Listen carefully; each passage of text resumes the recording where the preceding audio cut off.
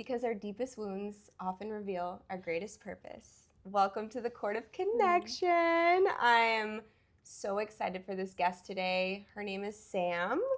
Sam holds such a safe container. I met Sam in the rooms of Kundalini activation process. She's a facilitator, and there's just something so special about her. She's such a safe, beautiful energy that you just look at her and she has so much energetic depth, and like you can see beyond. And so I'm really excited to have you here, Sam, and really get to know you because I've only seen her in those spaces. So welcome to the Court of Connection. Thank you for your time.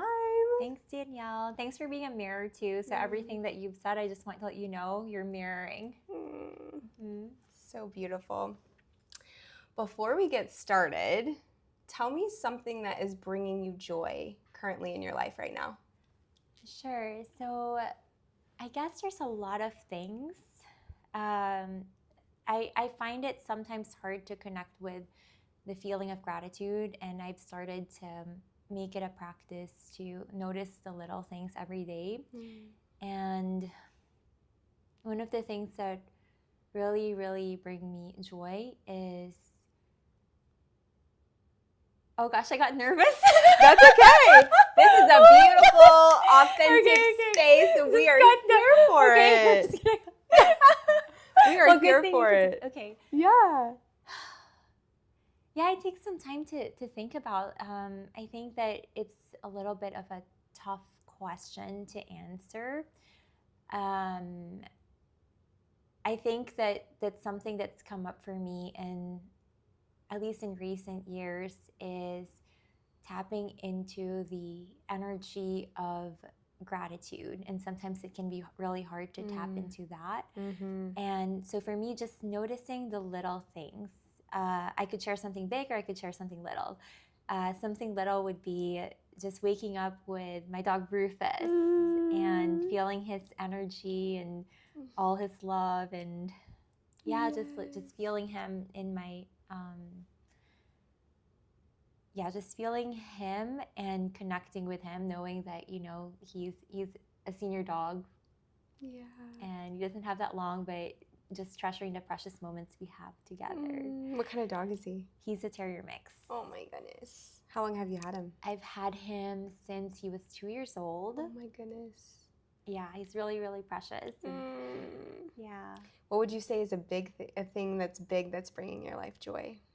A thing that's big that's coming into my life recently is connecting to my voice.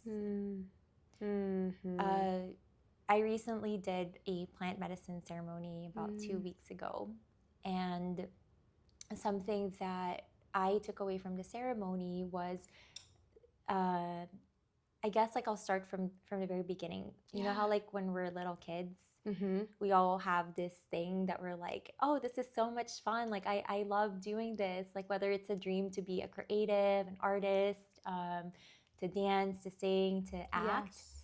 But then somewhere along the way, either life or parents or upbringing tells us, hey, like, this is not lucrative.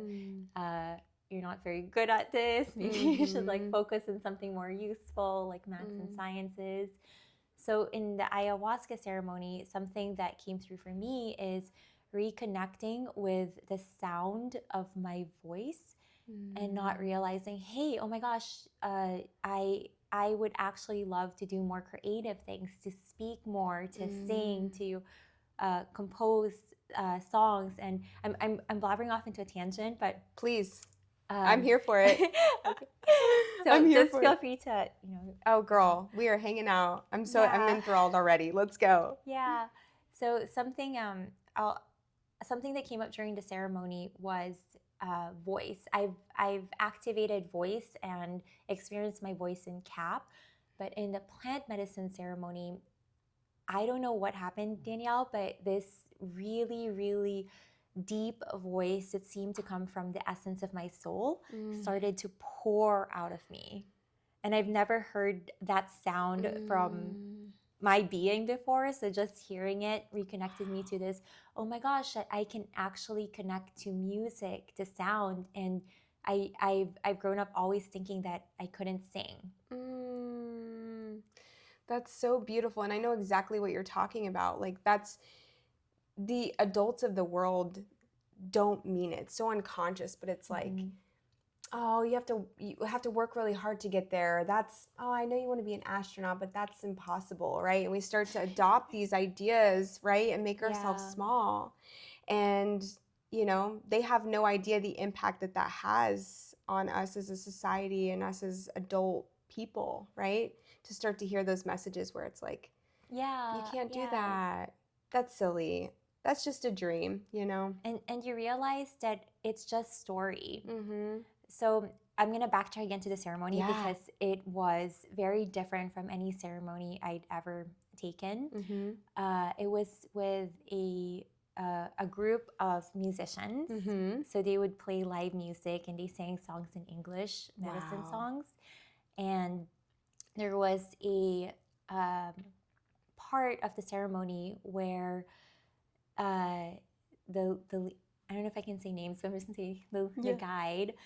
He asks one of the participants to stand in front of everyone. And he goes like, a little birdie told me that you could sing. And she's never done the plant medicines before. That was her first time. And she's also never sung before. Wow. So she just stood there, like you could feel the, you know, like she was frozen. She's like, I don't know. And everyone's staring at her. And it was, the moment was like it stretched into eternity. The guide goes, okay, why don't you ask Aya or the medicine if she has a song for you? And then she goes quiet. And then she's like, she's not answering. So we were all watching her, and it's just a moment that stretched and stretched into eternity until one of the other participants stood beside her and goes like, can I assist? And she goes next to her, just they stand shoulder to shoulder, and she starts to hum. And then all of a sudden, she starts to, the other girl starts to channel this beautiful, beautiful soul song. It just comes through her, the melody, the words, just out of nowhere, she just starts to channel it. And it comes through, which just goes to show what the shaman was saying. He was saying that we all have stories that we tell ourselves about what we can and cannot do. And that's it. It's just it. It's story. As soon as the story dissolved, she tapped into that song she's never sung before, and it just channeled through her. Wow. So relating that back to joy, in my experience that evening, I processed a lot of deep feelings of shame connected to my voice and wanting to sing. And in the kindest and nicest way, being told as I was, you know, loudly expressing what I thought was, oh my God, I connected to the sound of my soul voice, that I was actually super out of tune and being loud. And I wasn't conscious of it because, you know, we were under influence of the medicine. And when I heard that, it brought up this feeling of really deep shame, like bringing back childhood wounds of, you know, being told that you're not good enough, like this is too big of a dream for you. That collapse of internal shame and just freezing and feeling like I was getting smaller and smaller, and I just wanted to sink into a hole in the ground and disappear. I couldn't even cap, which in plant medicines, I naturally cap. I just froze there and I lay there frozen. Wow. And I had, in hindsight, that whole experience had to happen for me to bring up those feelings that were already inside of me, to go through it and then to transmute it. Because the very next day, when I was sitting by the river, okay, so backtrack, I know it's getting long, so just stop me. Girl, no, this is great. So I was laying there and I was frozen. And the ceremony goes on, and after that one girl starts to sing, the guy goes like, is there anybody else who wants to sing? So it's like popcorn, like random people start to say, oh, me, I want to sing. And they start to experience, you know, like song coming through, creativity, music. And I was still there frozen, dealing with, you know, shame. And I was like, should I do it? Should I not do it? Should I do it? Should I not do it? And I felt like he was talking in general to, like, it felt like it was directed to me. I'm sure it was to the group, but he goes like, because he was very intuitive. He goes, Anybody else? Anybody else? Chickens. He was joking. And he goes, last call, last call. And I still didn't raise my hand until the very, very end when I finally, I mustered up the courage. I was like, okay, I feel shame, but I'm not going to let the shame control me. I'm going to sing. So I go, like, I raised something told me, it was like, you should whisper, probably go up there and whisper it to him. But the super excited part of it was like, I'm going to sing before I could stop myself, like really, really loud. I want to sing. And oh my gosh, as if it couldn't get any worse. The guide goes, oh, awkward pause. Oh, but we're actually closing the ceremony. It's like winding down. Oh my gosh. Even though, it was meant in the most kind-hearted and open-hearted way, to me, with all the stories going on in my mind, I felt not just shame, but like crushed, publicly rejected in front of a big group. Yes. And that was my entire experience. I went to my room that night and I was just crying, had restless dreams. And then the next day I woke up, I was just still sitting in that muck of energy and sensations. And so I went to walk. The next day I woke up early and I went towards the lake, and I ran into a series of events happened. So I think when you're in the medicine, whether or not you're experiencing it in ceremony or post-ceremony, there's almost no difference. Both worlds kind of just merge into this. It's all spirit.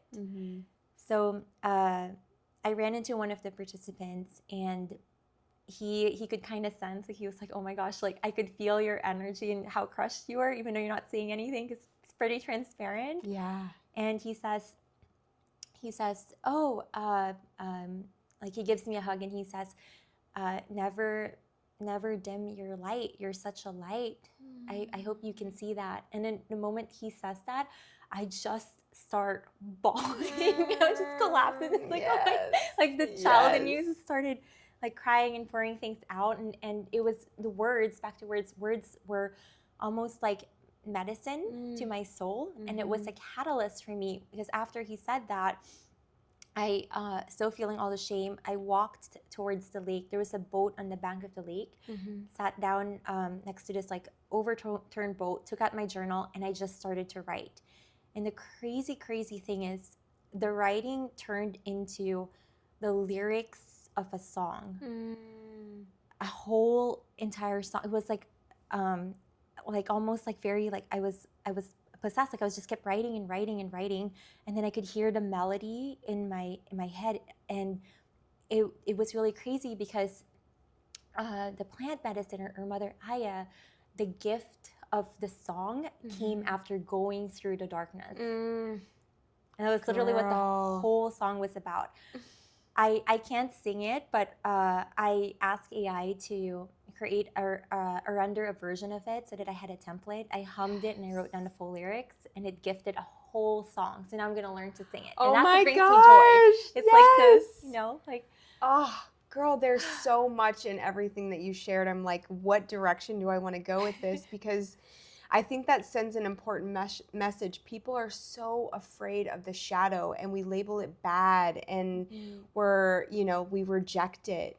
But there's no way around it, And I used to, what was coming up for me as you were sharing was, I had a similar experience this weekend where I was at this event with some, conscious people, and actually a couple of people who have their own podcast and coaching modality. And, I've watched them in the past before, and I was there with a bunch of people who had gone through their workshop. And one of the things that they shared about the experience was that it's a somatic weekend. So you're like doing somatic work back to back to back to all these somatic exercises, and the processing happens when you leave, right? You leave and then you come back for another weekend, and it's more intense, right? And one of the things that they shared was that you walk across and you're witnessed completely naked. Oh my goodness. Yes, yes. And I actually posted something on TikTok yesterday. I don't know if you saw it, about my body. I felt inspired by that experience that I had yesterday, where because I'm, of course, like, something came up in me about walking across the, in front of a bunch of strangers completely naked. And that signaled, like, oh no, not, you have to do it. You have to have this experience, because I have so much shame around my body, and growing up as like an overweight little kid into middle school, high school, and having like loose skin, and having all of these things that I have, like, just not loved. You know what I mean? And but what was coming up yesterday was like, nobody understands, like, a lot of these people that are sharing this information, that had this experience, don't have the body that I have. That I started to go down that, like, shrink into that hole that you were talking about, where it was like, I could feel myself in this social environment go, and I was like drained and ready to go, And I came home and I got to sift through the shadow, and I got to sit with the pain of this old version of myself that really is so ashamed of her body, that wants to love it so bad, right?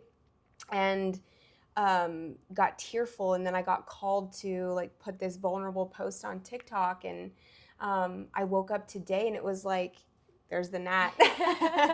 I woke up today and I felt like a train hit me, but it was like, there was something so admirable about the body that I've been given. There was just this new shift, and like, this body is strength, this body is power, and I'm so excited to explore this shadow work, Yeah. So thank you for sharing that. What a beautiful experience, and I can't wait to hear your song. Thank you. And thanks for sharing. For sharing that too. Something that came up for me as I heard you share is this feeling of, as we're experiencing the shadow, of sometimes feeling that there's something that needs to be done. That energy of, okay, I feel there's something I need to improve, I need to work through, I need to process. And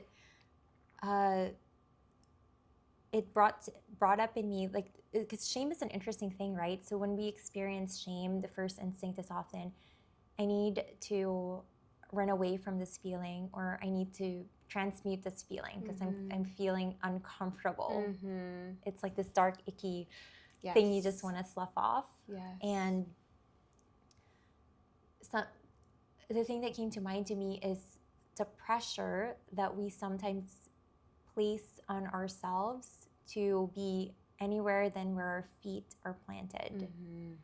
And I say that because I think the experience maybe would have been a little bit less like suffering if, as I experienced the shame, there wasn't a part of me that was like, oh, I need to do this, I need to transmute this, I wish I had the courage to raise my hand, oh no, I missed this opportunity, kind of like just digging deeper and deeper into the hole.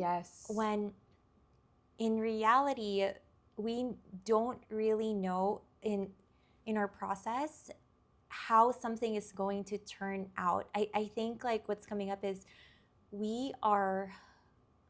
there's no such thing as the wrong timing, because even the things that we perceive we need to fix or change about ourselves, they're there for a reason. And there's no way to rush getting better, no way to rush transmuting them. And a learning for me too, that during that ceremony was coming to terms with, oh yeah, of course my voice is going to be out of tune. This is the first time I've heard my voice. You have to learn how to crawl before you can actually run. And you also don't know who is benefiting or who are tapping into their own light because you were able to be so vulnerable, because all of those things came up about you that you're like, oh, I want to change this about me. And one of the participants, we were sharing the next day, and then she goes, you know what? I'm so glad you sang Out of Tune because it actually gave me the courage to experiment with my voice. Yes, exactly. Exactly. And that was the caption of the post that I said. It was like, if we aren't sharing our truth or standing in our truth, we're not giving, we give people permission. Yeah. When we do, you know? And like, it's just such a beautiful thing. It's such a the beautiful vulnerability thing. and the Yes. messiness of you being able to share what walking in front of a group of people naked brought up in you. Exactly. Mhm. Exactly. Yeah. Yeah. So anyways, I'm excited to have that experience. I'll have to have you back. I'll be rooting for you. Yes, yes. Okay, so let's back it up a little bit Okay. because like I said earlier, I've only been in your sacred spaces, and tell the listeners and tell me tell us a little bit about yourself and kind of what led you to CAP in the first place. Yeah. So I started my spiritual journey in 2017 with plant medicines in Peru. Mm-hmm. I went and did an ayahuasca ceremony in Peru, and I would say that was probably the biggest catalyst on my journey. And the thing that I noticed, because I think that we don't go through just one experience of awakening. It's like several, Yes. you know, it's like a spiral. We go through several loops within that spiral. The thing that I've noticed is that's similar from all the journeys I've been on, whether it's plant medicines, Vipassana, or even CAP, is this theme of heartbreak or pain. Pain has been my biggest catalyst. And it has, it's sort of like what's lit the fire under me to seek, and then eventually all the seeking outwards bring you back home to you. Yes, absolutely. There's this moment, and I don't know when it happened. Maybe you know when it happened for you, but when you do that enough, there's something happens where you're like, there's literally no going back. Like, I will never stop digging. I will never stop going deeper into myself. I will never not face the pain again, you know, because there were moments leading up to my journey, my spiritual journey, where I would do a little bit and then I would get afraid and I would go back, I would revert back, you know, and it was this cycle of like dipping my toes in and then reverting back a little bit. And at some point I just crossed this invisible threshold where it's like, you're never going backward ever again, you know? Yeah, it becomes everything. So I think at the beginning of, at least even in my spiritual journey, at the very beginning, plant medicines, CAP, meditations, those were things that I went to do to have a spiritual experience. Yeah. But then you realize there's actually really not much difference between going to a ceremony to have a spiritual experience and your life itself being the ceremony. Your life itself is spiritual. And so to loop it back a little bit, back in 2017, I was still working at my corporate job. And yeah, it was a series of events. I took a sabbatical post corporate and then went back to corporate, and then I got laid off and then opened a crystal shop, and then you did. Yeah. This is back in I think 2022. Okay. I used to own a crystal shop. And so I was sort of just responding to where life was pulling me. The next idea that felt inspiring, I was like, okay, I'm gonna try this. I might as well. And yeah, I think my life has been very different from pre-2017 to once I just started to listen to where I was being pulled and then take the leap of faith to, okay, this is where life is pulling me. I'm going to play a little bit and try a little bit. Yeah. And I actually only just found CAP in 2023. Wow. You would never know that by when she's facilitating. There's so much power in this like tiny human. There is so much power and energy. Just like, it's beautiful. Thank you. Yeah. I see that.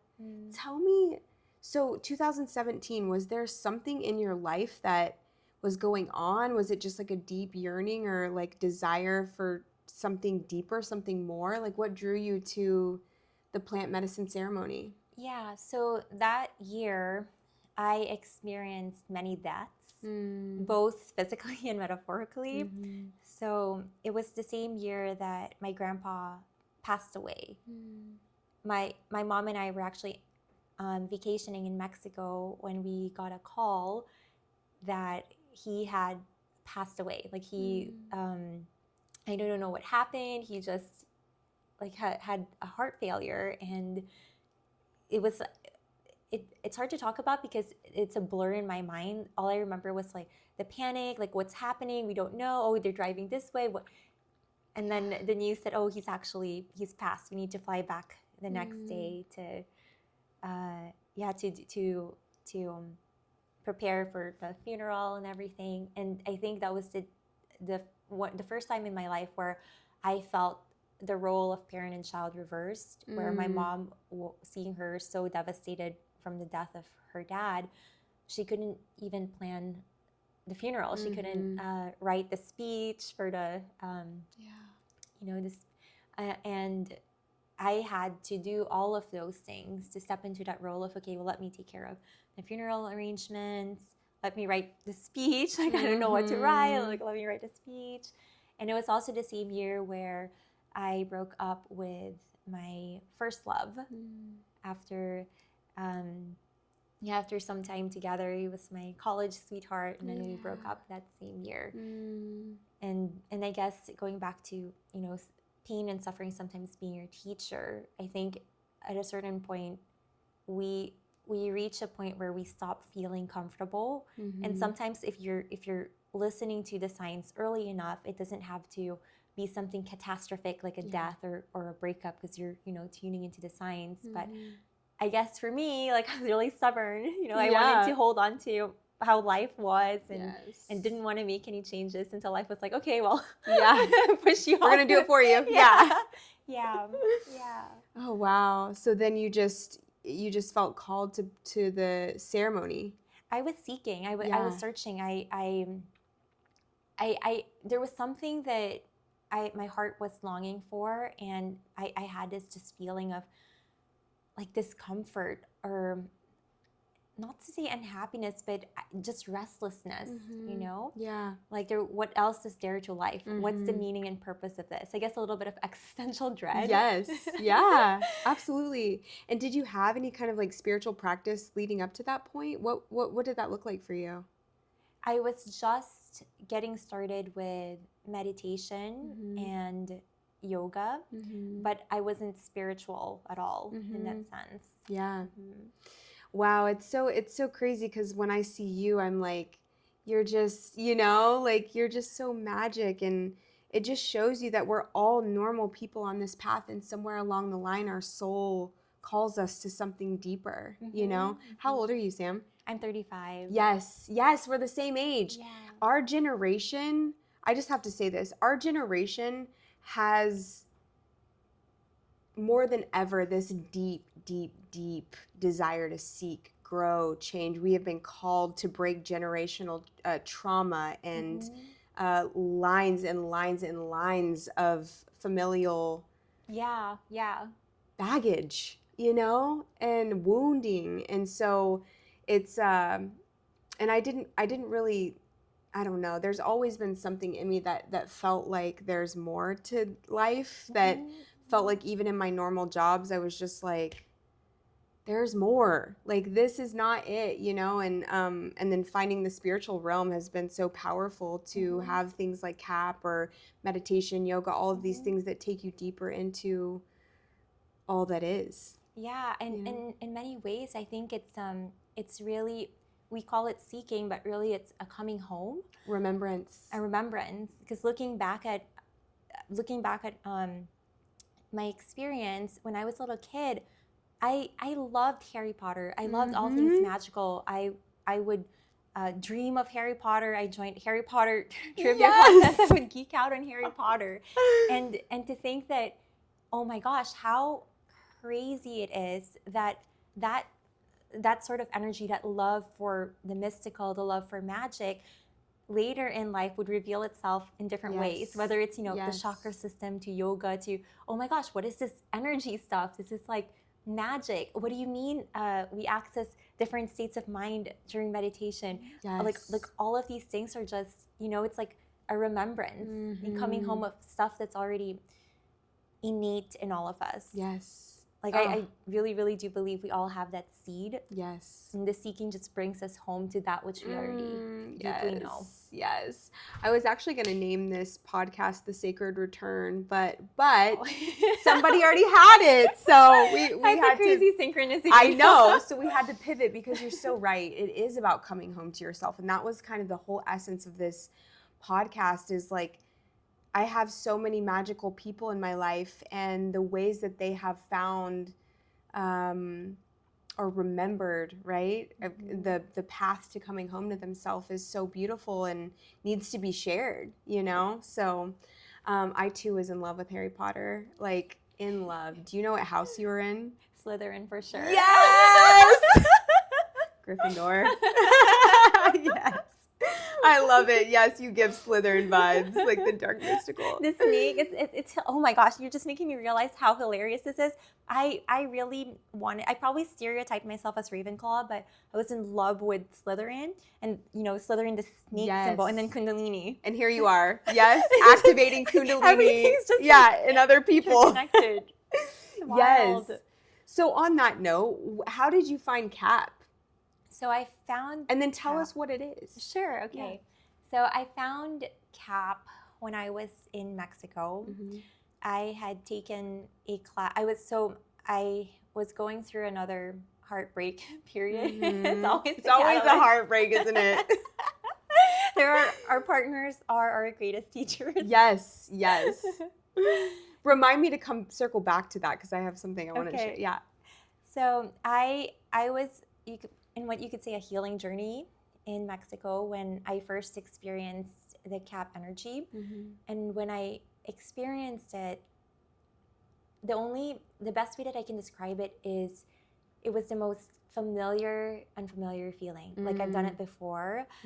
It felt like coming home, and it felt like the truest, like I could feel it in my whole being. It was like a full bodied, oh my gosh, like this is remembrance. This is familiar. This feels like home. And I connected with the practice in that way, and I started to take more sessions while I was in Tulum. My favorite first facilitator, Blanca. Oh, wow, her sessions so powerful, so beautiful. They just opened me, completely opened me. And that's how I found CAP. Wow. So for those of you who don't know, CAP stands for Kundalini Activation Process, and it's an energy transmission of Kundalini life force, which is innate in all of us, and also non-dual awareness. It's a state that most people try to get to after years and years of maybe sitting or meditating in a cave, which is just so innate in the transmission. And all that really is this state of awareness where we are all one. There's no separation between you or me. We're all just one consciousness. Yes. The last time I took one of your life activation classes was the solar eclipse, right before the solar eclipse. That was such a powerful class. I mean, the energy in that space. And I think that one of the most powerful things was having one male. And I don't know if you remember what he shared, but I carried that with me for days. And Kylie's partner. Yes. And he talked about, he just had such a deep respect for the divine feminine, and talked about how he had in situations like that before, being around like powerful, strong women energy, he went inward and kind of shrunk. And he said that he felt like he was just dancing with all of the energy. And it was so beautiful, to have a man who feels so secure in that space, He held a container, which is what divine masculine is. That energy of, presence, groundedness. Oh, so beautiful, so beautiful. So I've noticed that on your social media, you've been doing a lot of Joe Dispenza work. Tell me what your experience has been like with that, or what's some of your favorite takeaways of like doing his work or meditations. Yeah, so it's interesting because I think that it's very different from CAP, but it's also kind of like a complementary practice. So with CAP, and I'll just share a little bit more, I guess, for those who don't know. Yes, like, please do. Rambling on about Kundalini Yes. and non-dual awareness. So in simplest terms, the reason that we work with these energies is because going back to return, it brings us back to our true, authentic self.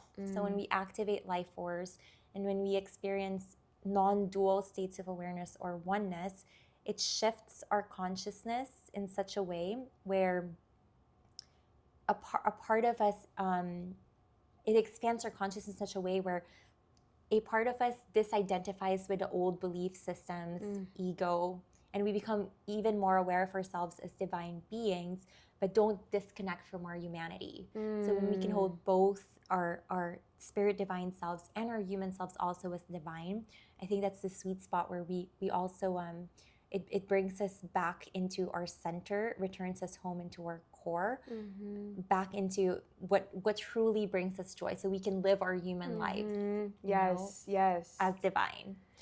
That's a hard thing to do. I don't know about you. Have you ever experienced like I go through these phases where I start to float up into the sky and I'm just like way too in that world, right? And I have to bring myself back down and remind myself that I am having a human experience. Just like you're saying, I'm supposed to be down here and experiencing that. And I float away sometimes because that's where I like to live. Yeah. You know? Yeah. And this experience, the human experience, can be so hard sometimes. Yeah, for sure. Do you experience that where you get like swifted away in that? Yeah. And I think that's why a lot of us seek, right? And a lot of us use these practices as anchors to remind us, hey, like we're also that. We are this, but we are also that. Because it is hard to be human. As humans, we signed up to experience the full spectrum of emotions. And as humans, we also experience resistance to those emotions, which sometimes creates, our experience of suffering. So yes, it's completely understandable, and I too experience it where I just want to stay in those bliss states. I'm going to stay here. Yes. But that's why it's like so important to experience that and let ourselves be touched by that, but also dive back more fully in life and let life truly touch us, right? Because we are experiencing the human experience. We can't have a human experience without letting life fully touch the depths of our hearts, without cracking our hearts open. Yes. And so I'm going to pivot to Joe Dispenza. Yes. Tying back to Joe Dispenza. While CAP is very much a surrendered practice where you allow the transmission to work through your system and you just surrender to whatever comes up, the movement, the thoughts, the sensations, Joe Dispenza takes you to that same place, but in a different way. It feels empowering because you are consciously meditating. You're consciously choosing to shift from choosing to let go of the story.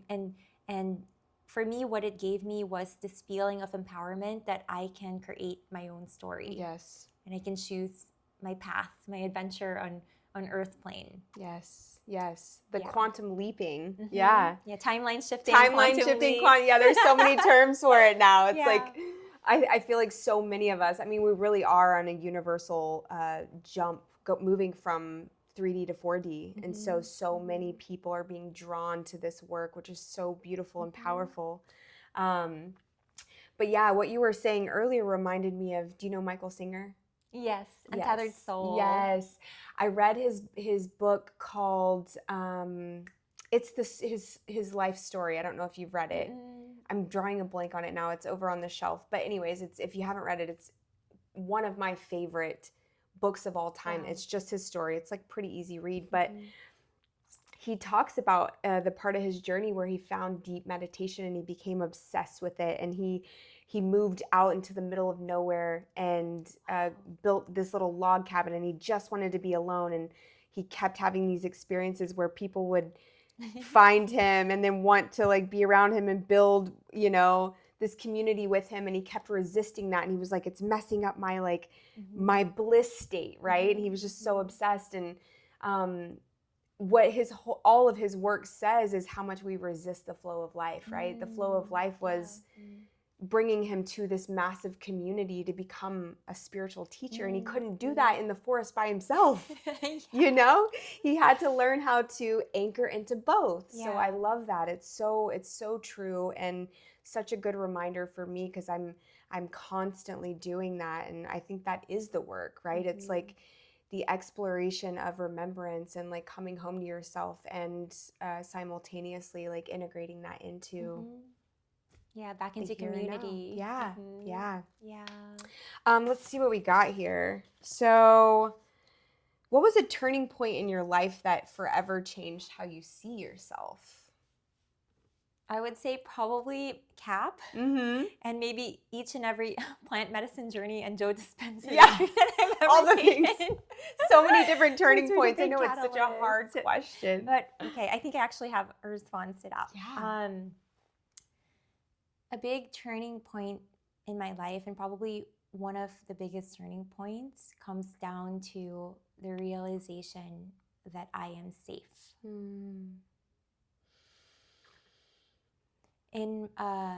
So there's been almost several glimpses of that I've experienced throughout the years.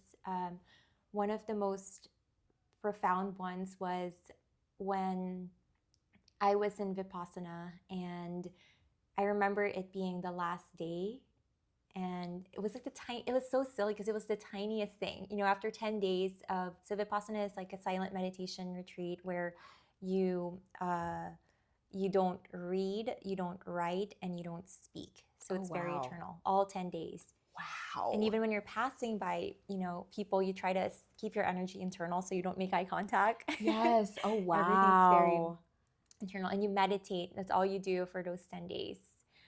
And so I spent 10 days of that. And I remember on the very last day, when we could finally have our phones back, there was something that happened. I think I looked at a message and I felt so devastated because it triggered me. And I was like, oh my gosh, I did this whole 10 days of like silent meditation, and I'm still in my, you know, ego mind in the same place. I'm still freaking triggered by the same exact thing after 10 days of like, you know, and like there were several realizations happening. There was the ego mind feeling crushed and devastated. And then there was another part of me that was like, this pretty much judging where I was at, judging the human in me that was still triggered despite going through that whole experience. And then the sadness, you know, of, oh, like, have I really changed? Like, what the doubt that came through. And the crazy thing that happened where we did one last meditation, and I remember very distinctly, we'd gathered in a meditation hall, and so we prepared for meditation, closed on our eyes, and it was a feeling that descended on me. It was almost like, it felt really trippy because it was like this sudden sense of peace and calm that felt like a balm to the suffering that I was experiencing, the excruciating suffering of my ego measuring myself up against where I wanted to be versus me, oh, I'm still triggered, you know, this is pointless, I'm doing this work. And the sense of peace just descended. And it was a stillness of being simultaneously aware of me being still, and also each and every single person in that space who chose to just go through the experience of 10 days of silence, and the universality of the suffering that we all share, and how we're all trying to, in some way, you know, in some way to just feel better. The human in us just wants to feel better. And this feeling of, it's crazy because it landed so like this like truth that, oh wow, we're all experiencing suffering, and it's okay. It's part of life. We are safe. Yes. It's not these negative emotions aren't something that we need to heal or transcend. Of course you will get hurt if you feel rejected and disappointed. Of course you will feel sad. Of course you will feel angry if you get a triggered text. Yeah. It's not a measure of how spiritual, we are, and just having that realization in the landing of, okay, this is normal part of the human experience. I am safe. Yes. And that's theme one. And then I've also had other experiences in life where things all fell apart. The structures that I thought would hold me in my darkest moments, whether that's relationship, job, the things that I felt I need, this makes me feel secure. I feel secure with this relationship. I feel secure with my job. This is certain.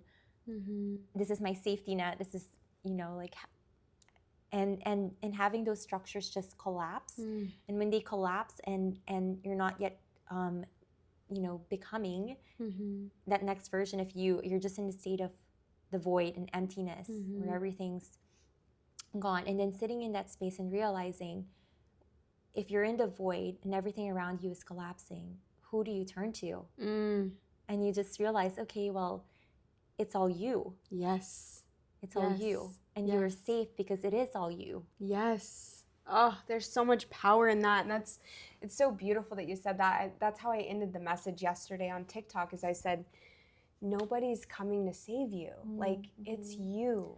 It's you. You have to learn how to parent yourself. You have to learn how to become your own safety net, and the truth is when you look back on your life, I've never been left astray. Like, I am always taking care of the divine, but it's so much more empowering to know that you have you too, that while the creator gives me power, like, I also have so much power and to hold a safe container to experience life and all that it brings, And you are the creator. Yes. So it's coming in contact with the part of you that is the creator, so that if everything else around you falls apart, you have you to turn to. You are your source of safety.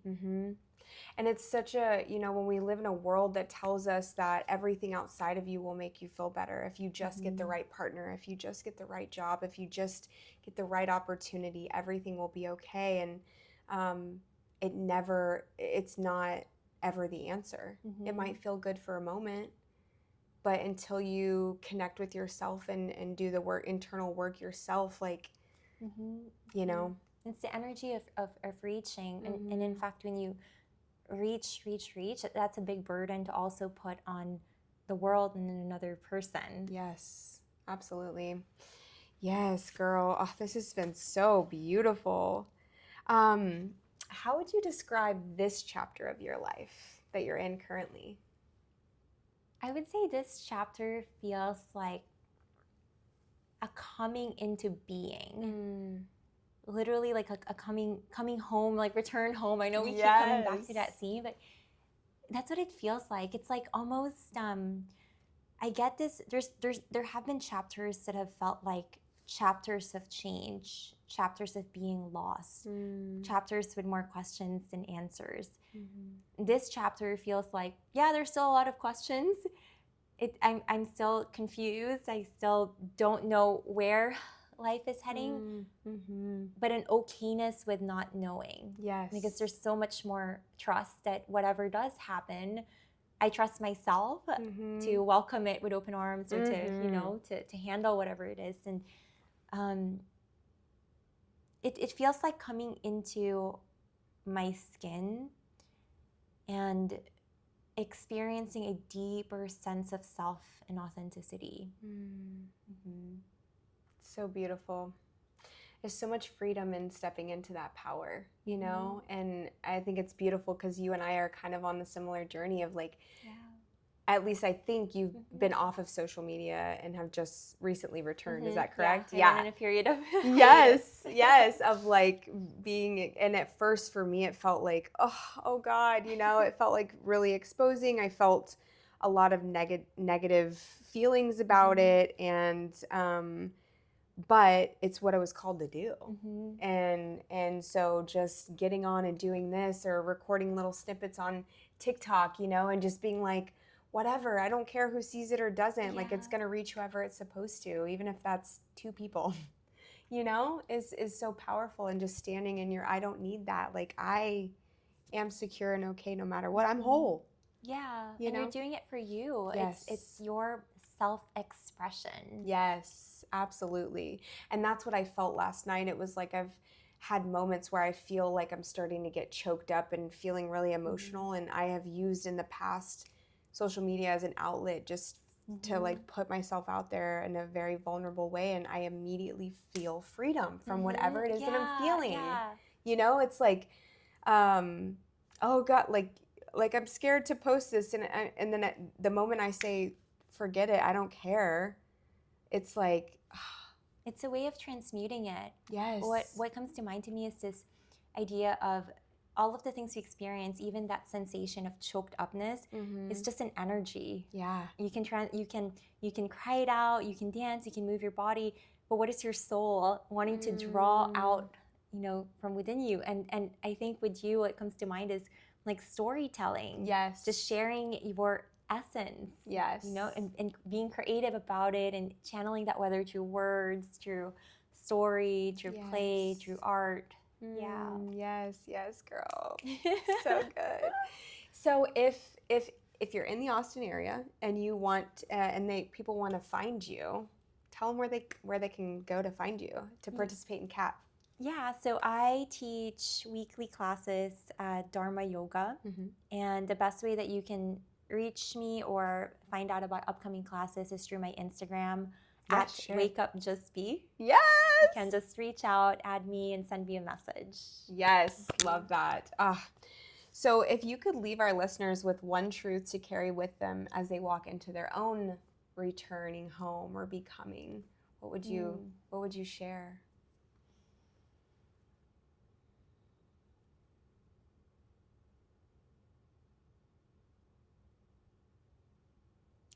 What comes to mind to me is actually the title of the song I wrote, which is Shine Your Light into the Darkness.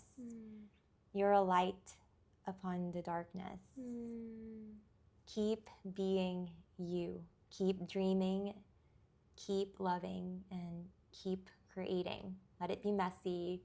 Let it be real. I love that, Sam. It has been such an honor to just share space with you and have a conversation with you. You're just such a wealth of beautiful knowledge, and I look forward to sharing that with whoever sees it. Thank you so much for your time. Yes.